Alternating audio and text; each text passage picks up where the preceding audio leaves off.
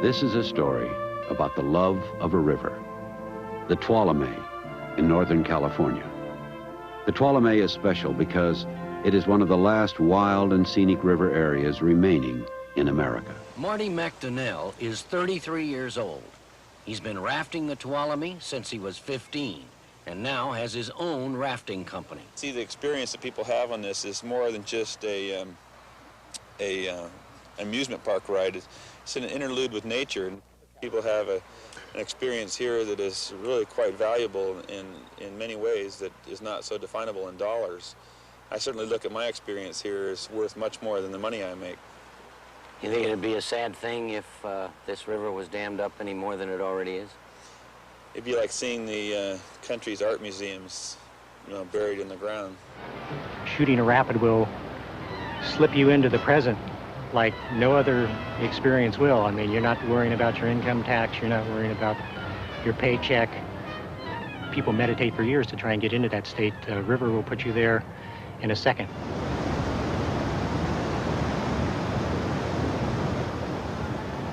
But the rafters didn't give up. They kept trying to win over members of Congress by taking them down the river. This trip, they were lobbying 5 members of Congress, including Representative Barbara Boxer. Riding alongside Boxer was Don Moyer, expert fly fisherman. A middle-aged Republican, Moyer is no radical environmentalist, but he joined forces with the rafters, and when Congress finally held hearings on the Tuolumne in the spring of 1984, Moyer tangled with Congressman Coelho over Ponderosa's real impact. Are you accurate on your figure here, or is this the fisherman talking? No, sir, this is accurate. I looked at the graphs that indicated that the fishing was going to get better, and I saw these graphs, and I said, whoa, what's going on here? And I said, I mean, this runs contrary not only to common sense, but angler sense, too.